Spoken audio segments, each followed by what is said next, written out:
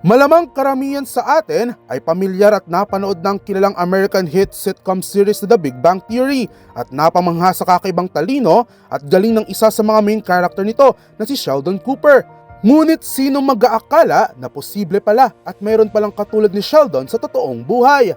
Gaya na lamang ng 12-year-old killed na ito mula Amerika na tampok sa ating viral story na sa murang edad pa lamang ay nagtuturo na sa kolehiyo. Dahilan para kilalanin bilang youngest professor in the world.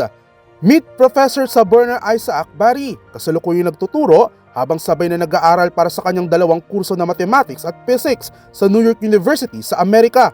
Kwento ng kanyang mga magulang kahit sila hindi makapaniwala sa pambihirang husay na taglay ng kanilang anak, kung saan 2 taon pa lamang ito ay kabisado na raw nito ang periodic table of elements.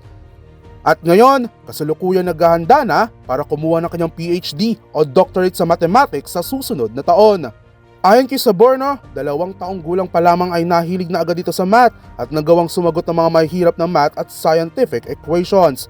Dati na nag-viral si Saborno sa Amerika matapos kilalanin bilang pinakabatang graduate sa high school at may grade point average na 100.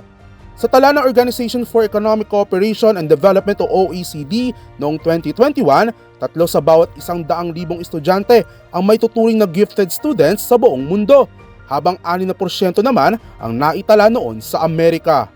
Para sa DZRH TV, ito si James Galange, una sa Pilipinas, una sa Pilipino.